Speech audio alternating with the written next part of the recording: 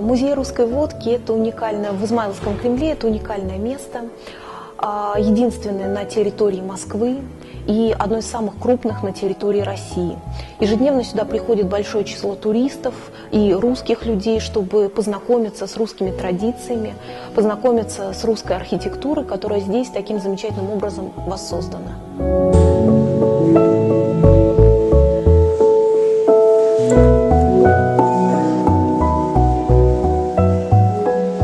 В средние века процесс дистилляции, то есть получения этилового спирта, был изобретен алхимиками.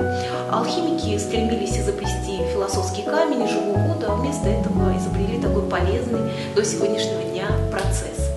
Алкоголь на Руси известен с древних времен, однако только в XV веке появились первые питейные заведения при Иване III, которые назывались корчмы. В корчмах сидели за столом по несколько человек, а на столы ставились огромные ведра с хлебным вином, как его тогда называли, не 40 градусов, а только 25, и на вынос продавали не меньше, чем 12 литров.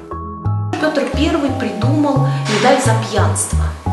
У нас представлена маленькая копия и большой оригинал. Весил он 7 килограмм и на 2 недели надевался на шею провинившемуся. Такое было своеобразное наказание.